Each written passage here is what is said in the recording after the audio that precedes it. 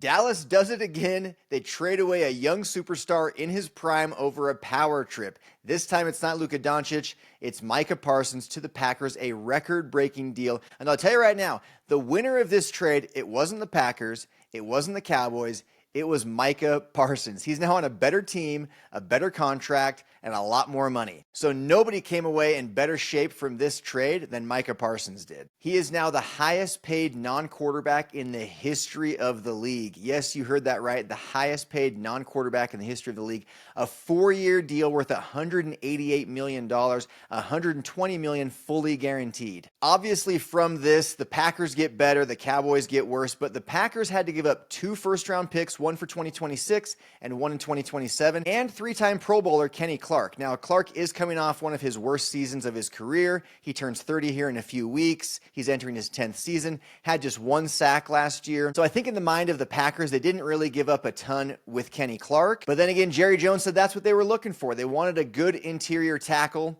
And just the way Jerry Jones was at his press conference last night, he was genuinely excited to have traded away Micah Parsons. Now, I watched the documentary on Netflix as well, and even in that interview in the documentary, that was, of course, long before this trade happened, he talks about how the uncomfortable decision, the decision that seems to be against the grain, that everybody is telling him not to make, he says those are the decisions he thrives in making, and those usually lead to the greatest results. I have no doubt that he was thinking that exact same thing here with Micah Parsons. He fired Tom Landry to bring in Jimmy Johnson. So this is a huge move. They wanted to keep Micah Parsons, but they just didn't do it because he was clearly not going to play. He was flying to go see another doctor to get a second opinion, basically looking for an excuse to not play and still get paid.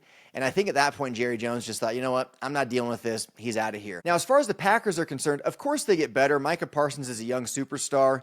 But this is still an interesting move to me because they give up 2 first-round picks and a 3-time Pro Bowler, and they signed Micah to a record-breaking contract. So it's a ton of money on top of giving up a lot. And furthermore, last year, their defense was 5th in the league in yards allowed, 6th in the league in points allowed, 6th in forced turnovers, and 8th in sacks. So they were a top 10 defense across the board, arguably top 5. Micah will make them even better, but it's not like they were in dire straits defensively. I think to get over the hump and get to a Super Bowl, the Packers are going to need more from Jordan Love not turning the ball over than they are from the defense. Either way, another blockbuster deal for the city of Dallas that really doesn't go their way. I mean, if you have to pick a winner between the two, clearly the Packers won this trade, but we'll see what the Cowboys can do, what they can turn those picks into. Jerry Jones already talking about turning those picks into another star player.